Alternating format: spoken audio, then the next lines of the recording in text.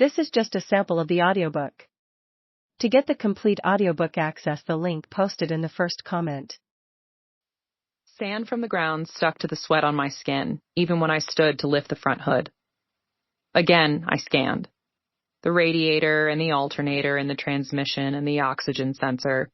I could name all these parts, but I couldn't repair a single one of them. That had been my husband's job, back when I had a husband. And for a girl who'd traded in just about everything for that old van, you'd think I would have at least bothered to learn how to fix it. The nearest mechanic shop was 190 miles away. That's what the woman on the other end of the phone said when I called for a tow service. I had climbed on top of Bertha to get a better signal. The operator's voice cracked in and out as I paced on the roof rack next to the solar panel. She said she would contact me when she found a flatbed tow truck that was willing to make the near 400-mile round trip. She had no guarantee of when they would come, or if they would come at all. When I hung up, I felt strangely calm. I suppose when there had been two of us standing roadside with this broken van, there were sharp words and blame to throw around. He would say that I should have known the van wouldn't make it this far. I would say it would have been fine if he had fixed the right part. He would say it was my decision to live in this fucking thing anyway. And it was. It was my decision. And now it was just me left to reckon with it. Perhaps that sense of calm came from the realization that there was no longer anyone there to say, "I told you so."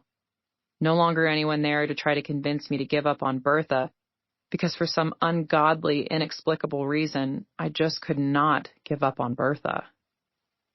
I climbed down, slid the door open, and watched the dogs burst out across the field in search of the jackrabbits that come out at dusk.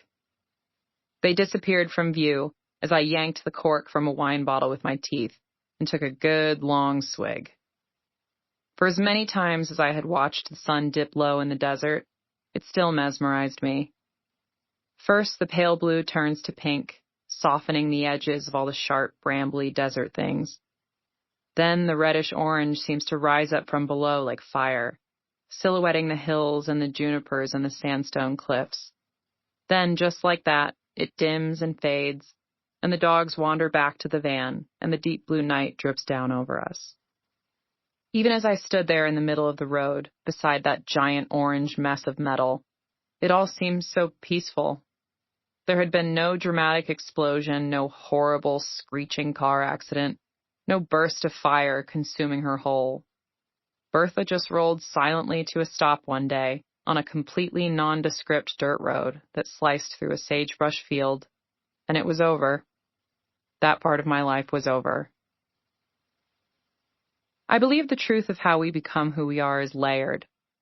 Not like onions, but like earth. Traceable at the surface, but tumultuous beneath.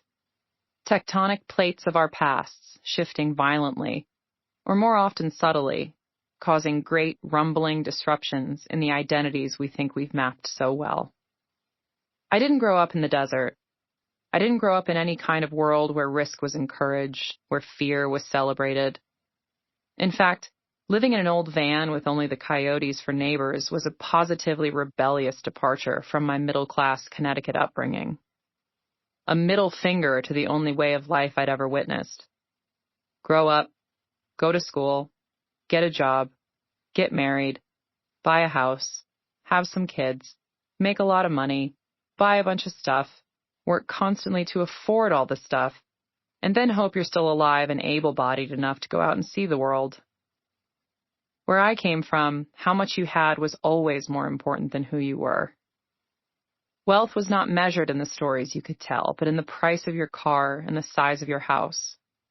And it wasn't ever the concept of wanting all that stuff that turned my stomach. I understood wanting. It was the sickness of wanting all that stuff so badly and so often that I might forget to go find what I needed. It was the insatiability of it all, that no amount of anything was ever going to be enough, because I hadn't found what enough truly felt like. So I set out to prove what I didn't need. My quest for simplicity started with a summer spent living on an old, mildew-covered 30-foot sailboat before I fled west to Utah with the boyfriend who eventually became my husband. Then we made a home out in the desert in that big orange van, where the echo of our voices on the canyon walls were the closest sounds to civilization. We were a ragtag group of misfits.